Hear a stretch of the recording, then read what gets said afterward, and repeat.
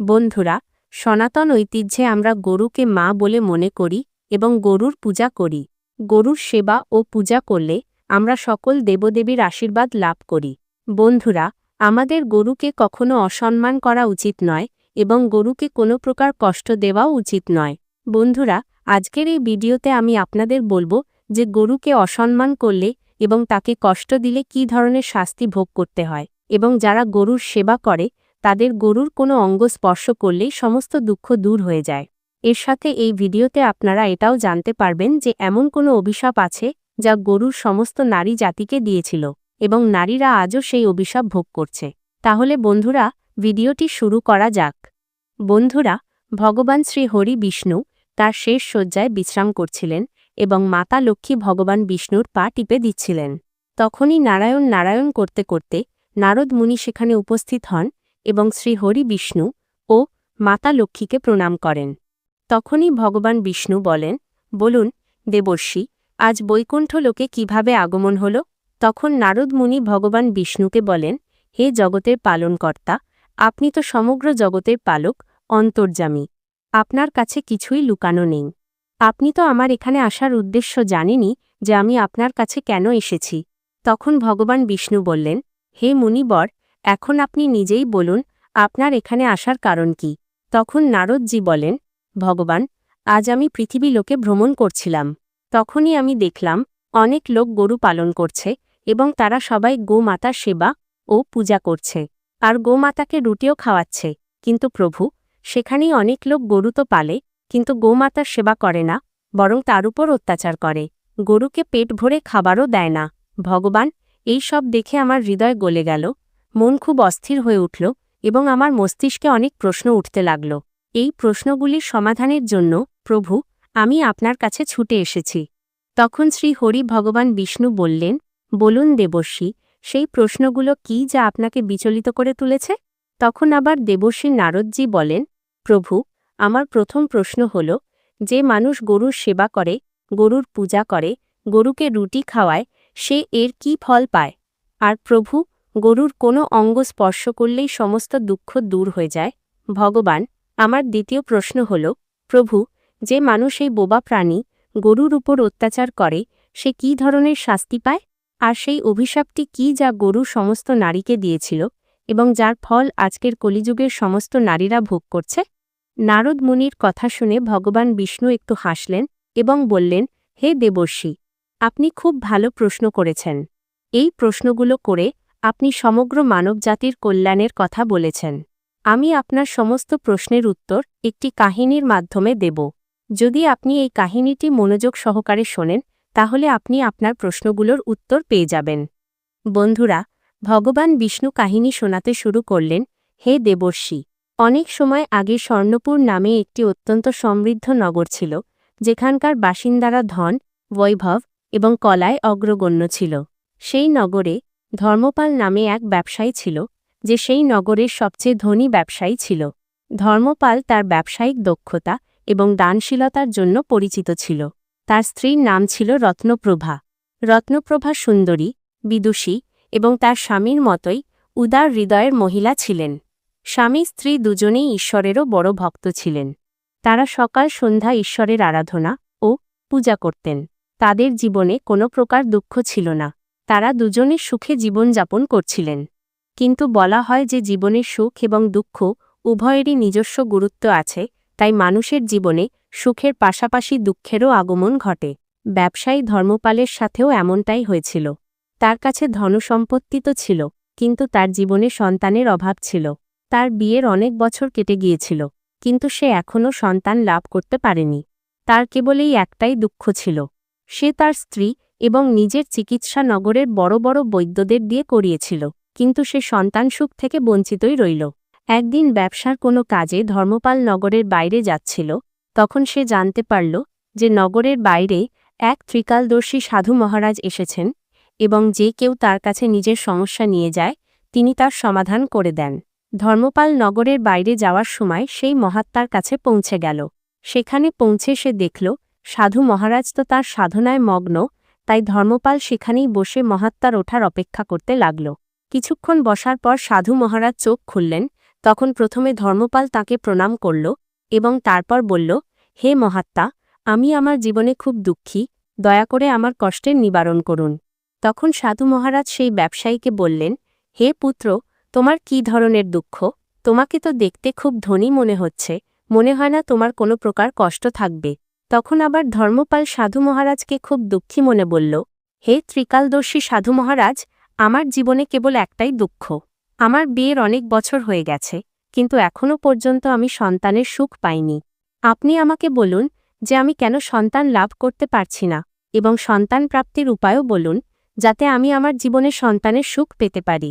সাধু মহারাজ ব্যবসায়ী ধর্মপালের কথা খুব মনোযোগ দিয়ে শুনলেন।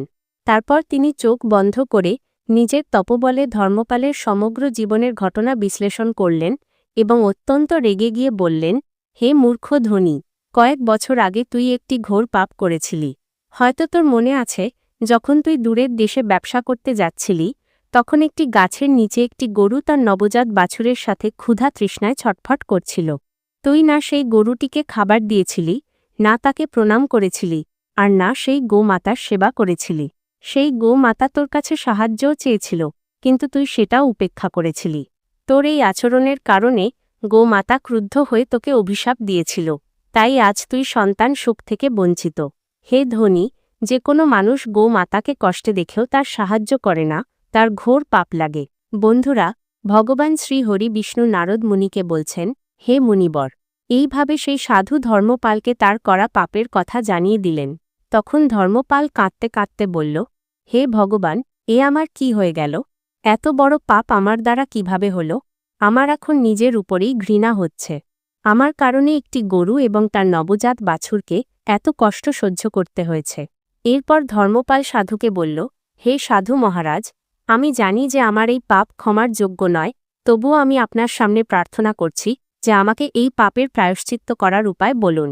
আমি আমার এই ঔদ্ধত্য শুধরে নিতে চাই, তার প্রায়শ্চিত্ত করতে চাই। আপনি দয়া করে এর উপায় আমাকে বলুন। তখন সাধু বললেন, হে পুত্র, তুমি চিন্তা করো না। তুমি এই পাপ অজান্তেই করেছ।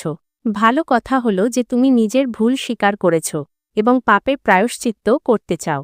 আমি তোমাকে একটি উপায় বলবো, যা করে তুমি এই পাপ থেকে মুক্ত হয়ে যাবে এবং সন্তান প্রাপ্তির আশীর্বাদও পাবে।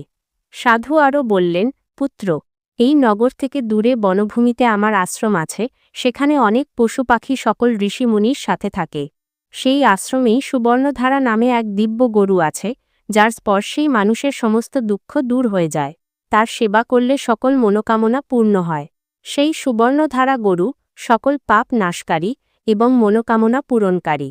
আমি তোমাকে একটি বিশেষ মন্ত্র দেব, এবং যদি তুমি সেই মন্ত্র ব্যবহার করো এবং তোমার একবারের মন্ত্র প্রয়োগ একার ই সুবর্ণধারা গরু তোমার কাছে চলে আসে, তবে বুঝবে তোমার পাপের প্রায়শ্চিত্ত হয়েছে।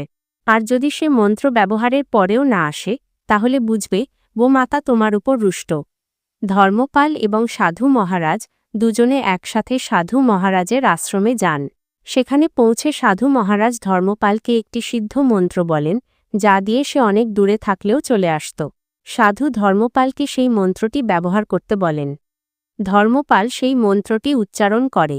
কিছুক্ষণ পরেই সে দেখে যে সেই আশ্রমের সুবর্ণধারা নামের গরুটি তার দিকেই আসছে।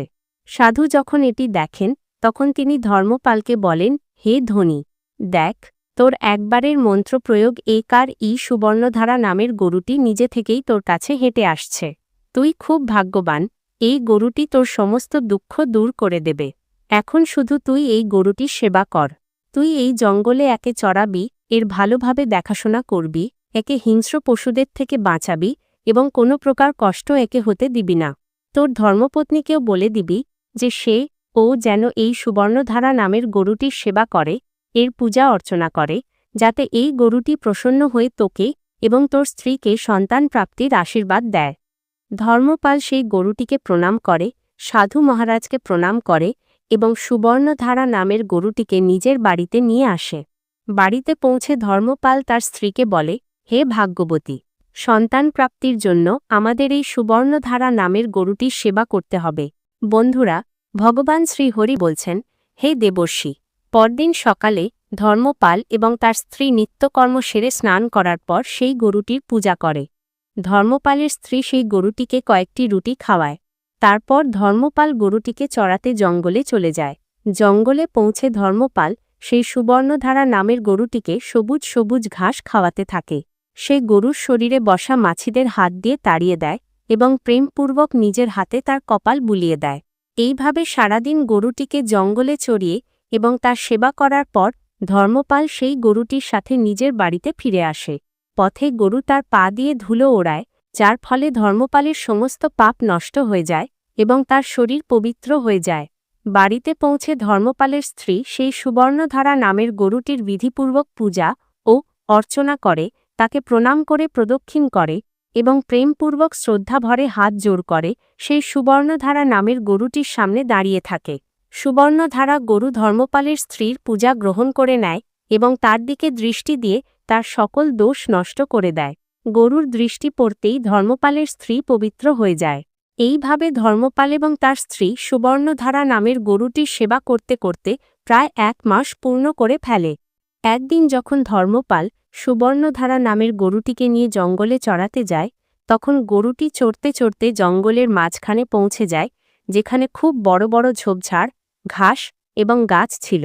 সেখানেই যখন গরুটি চড়ছিল, তখন ঝোপের পেছন থেকে একটি ভয়ঙ্কর সিংহ হামলা করে এবং বলপূর্বক সুবর্ণধারা গরুটিকে চেপে ধরে। এই কারণে সুবর্ণধারা গরুটি খুব জোরে চিৎকার করে ধর্মপালকে ডাকে, হে ধনী, আমার রক্ষা করো, আমার রক্ষা করো। যেইমাত্র ধর্মপাল সুবর্ণধারা গরুর ডাক শোনে, সে দৌড়ে গরুটির কাছে পৌঁছে যায় এবং দেখে যে একটি ভয়ঙ্কর সিংহ সুবর্ণধারা নামের গরুটিকে বলপূর্বক চেপে ধরেছে এবং যন্ত্রণার কারণে সুবর্ণধারা গরুটির চোখ দিয়ে জলের ধারা বইছিল। ধর্মপাল রেগে গিয়ে পাশে পড়ে থাকা লাঠি তুলে নেয়, কিন্তু যেই সে সিংহের চোখে তাকায়, তার সমস্ত শক্তি ক্ষীণ হয়ে যায় এবং তার শরীর কাঁপতে থাকে। তখনই সিংহ খুব জোরে আওয়াজ করে ধর্মপালকে বলে, হে ধনী, আমাকে আঘাত করা তোমার ক্ষমতার বাইরে, তাই তুমি আমাকে মারার চেষ্টা করো না এবং এখান থেকে ফিরে যাও।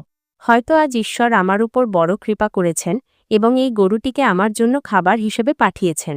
অনেক দিন আমি এমন কোনো পশুর নরম মাংস খাইনি এবং আজ ঈশ্বরের কৃপায় এই গরুটি আমার খাবার হিসেবে এসেছে। হে ধনী, আমাকে বিরক্ত করো না এবং যদি নিজের প্রাণের মায়া থাকে তবে এক্ষুনি এখান থেকে নিজের বাড়ি ফিরে যাও, না হলে আমি তোমাকেও মেরে ফেলব। আমাকে আজ এই গরুটিকে খেতে দাও। অনেক সাহস জুটিয়ে ধর্মপাল সেই ভয়ঙ্কর সিংহকে বলে, হে মৃগেন্দ্র, দয়া করে আপনি এই গরুটিকে মারবেন না, কারণ এই গরুটি এক তপস্বী সাধু আমার সমস্ত মনোকামনা পূরণের জন্য দিয়েছেন। দয়া করে আপনি একে হত্যা করবেন না, কারণ এতে আপনার মহাপাপ লাগবে। এর একটি নবজাত বাছুরও আছে, যে বাড়িতে তার মায়ের ফিরে আসার পথ চেয়ে আছে। সেই সাধু মহারাজ আমাকে এই গরুটির সেবা ও রক্ষা করতে বলেছিলেন। আমি এই গরুটিকে কোনো অবস্থাতেই মরার জন্য ছেড়ে দিতে পারি না। হে মৃগেন্দ্র, আপনি অত্যন্ত শক্তিশালী, তাই আপনার কাছ থেকে এই গরুটিকে ছাড়ানো আমার ক্ষমতার বাইরে। তাই, হে মৃগেন্দ্র, আমি আপনার কাছে প্রার্থনা করছি যে আপনি এই গরুটিকে ছেড়ে দিন এবং এর পরিবর্তে আমাকে খেয়ে আপনার ক্ষুধা মেটান। আমি নিজেকে আপনার কাছে সমর্পণ করছি। এতে সাধু মহারাজের আদেশেরও পালন হবে এবং আমার দ্বারা এই সুবর্ণধারা নামের গরুটির রক্ষাও হয়ে যাবে। এই গরুটির রক্ষার জন্য আমার প্রাণ ত্যাগ করলে আমি স্বর্গও প্রাপ্ত করব। এইটুকু বলার পর ধর্মপাল চোখ বন্ধ করে হাত জোড় করে সেই ভয়ঙ্কর সিংহের সামনে বসে পড়ে। তখনই হঠাৎ করে ধর্মপাল একটি স্বর শুনতে পায়, হে পুত্র, ওঠো, আমি তোমার ভক্তি ও সেবায় অত্যন্ত প্রসন্ন।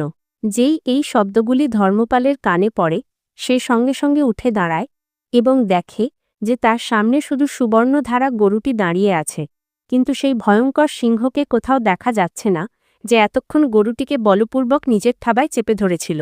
বন্ধুরা, তখন সুবর্ণধারা গরুটি বলে, হে ধনী, আমি আমার মায়া দ্বারা তোমার পরীক্ষা নেওয়ার জন্য সিংহের রূপ ধারণ করেছিলাম। আমি দেখতে চেয়েছিলাম যে সংকটের সময়েও তুমি তোমার বচন অনুযায়ী আমার রক্ষা করো কিনা। হে পুত্র, তুমি আমার পরীক্ষায় সফল হয়েছ। তুমি নিজের প্রাণের চিন্তা না করে আমার প্রাণ রক্ষার জন্য নিজের প্রাণও বাজি রেখেছ। তাই হে পুত্র, আমি তোমার প্রতি প্রসন্ন। তুমি যা বরদান চাইবে, আমি তাই পূরণ করব। তখন ধর্মপাল বলে, হে গো মাতা, আমার শুধু একটাই মনোকামনা, যে আপনি আমাকে সন্তান প্রাপ্তির আশীর্বাদ দিন। তখন সুবর্ণধারা গরুটি বলল, ঠিক আছে পুত্র, আমি তোমাকে সন্তান সুখের আশীর্বাদ দিচ্ছি। তুমি একটি পাতার দোনা নিয়ে এসো এবং আমার দুধ নিয়ে গিয়ে তোমার স্ত্রীর সাথে পান করো, যার ফলে তুমি ধর্মপালনকারী সন্তান লাভ করবে। তখন ব্যবসায়ী ধর্মপাল বলল, হে গো মাতা, আপনি আমাকে সন্তান প্রাপ্তির আশীর্বাদ দিলেন, আমি ধন্য হলাম। আপনি আমার বাড়িতে চলুন, আমি আপনার পূজা করে আপনাকে ভোজন করাব এবং সমস্ত অনুষ্ঠান সম্পন্ন করে আপনার অমৃত সমান দুধ পান করব। এরপর ধর্মপাল সুবর্ণধারা নামের গরুটিকে সাথে করে বাড়িতে নিয়ে আসে এবং তার স্ত্রী সেই গরুটির পূজা করে। তখন সেই গরুটি ধর্মপালের স্ত্রীকে বলে, হে পুত্রী, তুমি আমার পিঠ স্পর্শ করো, এতে তুমি অত্যন্ত গুণবান এবং ধর্মপালনকারী সন্তান লাভ করবে। ধর্মপালের স্ত্রী সুবর্ণধারা নামের গরুটির পিঠ স্পর্শ করে এবং তারপর বিধিবিধান মেনে পূজা করে। ধর্মপাল ও তার স্ত্রী তার অমৃত সমান দুধ প্রসাদ রূপে গ্রহণ করে। এরপর তারা দুজনেই মহাত্মার কাছে পৌঁছায় এবং ধর্মপাল ও তার স্ত্রীর মুখের আনন্দ দেখে সাধু মহারাজ বলেন, হে ধনী, এই গরুটি এখন তোমাদের দুজনের প্রতি খুব প্রসন্ন, শীঘ্রই তোমাদের সমস্ত মনোকামনা পূর্ণ হবে। বন্ধুরা, ভগবান বিষ্ণু বলেন, হে দেবর্ষি, যে ব্যক্তি গোমাতার সেবা করে ও তাকে চারা খাওয়ায়, তার পূজা করে, সেই ব্যক্তির সমস্ত মনোকামনা পূর্ণ হয় এবং যে গরুর রক্ষা করে সে কখনো গরিব থাকে না এবং মৃত্যুর পর সরাসরি স্বর্গ প্রাপ্ত করে। যে ব্যক্তি গরুর দুধ শ্রদ্ধাভরে গ্রহণ করে তার কোনো রোগ হয় না এবং যে ব্যক্তি গরুর পিঠ স্পর্শ করে ও আদর করে তার সমস্ত পাপ নষ্ট হয়ে যায়। যে মানুষ গরুকে রুটি খাওয়ায়, মৃত্যুর পর সে নরকের বৈতরণী নদী গরুর লেজ ধরে পার হয়ে যায়।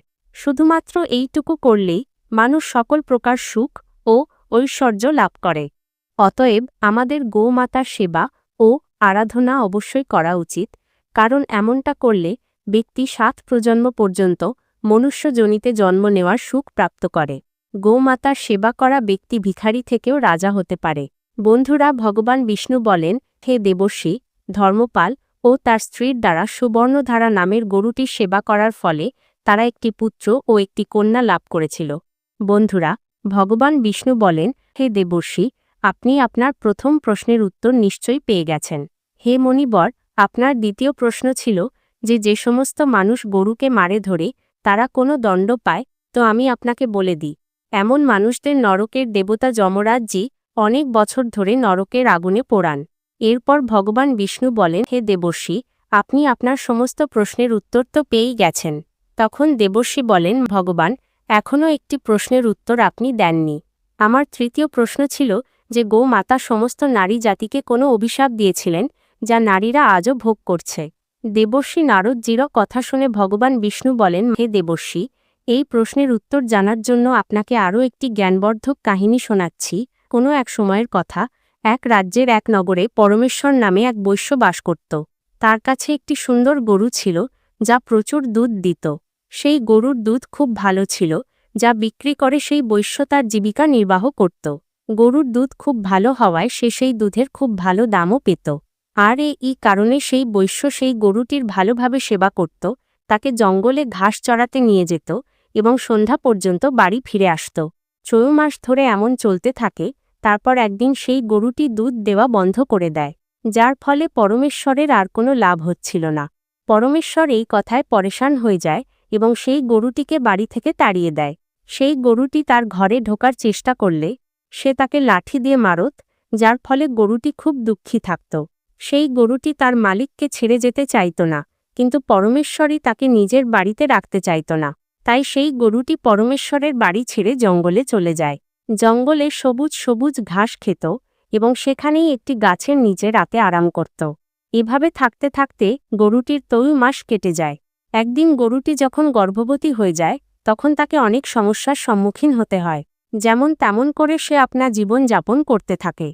সেই জঙ্গলের কাছেই একটি গ্রাম ছিল, যেখানে এক কৃষক বাস করত। তার স্ত্রী খুব লোভী ছিল, যার জন্য সেই কৃষকও খুব পরেশান ছিল। বন্ধুরা, ভগবান বিষ্ণু বলেন, হে দেবর্ষি, একদিন যখন সেই গরুটির প্রসবের সময় ঘনিয়ে আসে, তখন সেই গরুটির তীব্র যন্ত্রণা শুরু হয়। কোনোভাবে প্রসব যন্ত্রণা সহ্য করে সেই গরুটি একটি সুন্দর বাছুরকে জন্ম দেয়। যখন গরুটি বাছুরকে জন্ম দেয়, তখন সেই বাছুরটি আশেপাশে কাদা থাকায় বেশ নোংরা হয়ে যায়। সেই গরুটি বন্য জন্তুদের হাত থেকে বাঁচানোর জন্য নিজের বাছুরকে পিঠে রাখার চেষ্টা করে, কিন্তু তৌবার চেষ্টা করার পরও সে বিফল হয়, যার ফলে সেই গরুটি খুব দুঃখী হয়ে যায়। তখনই হঠাৎ সেই গ্রামে থাকা কৃষকের স্ত্রী কোনো কাজে সেই জঙ্গলের পথ দিয়ে সেখান থেকে যাচ্ছিল।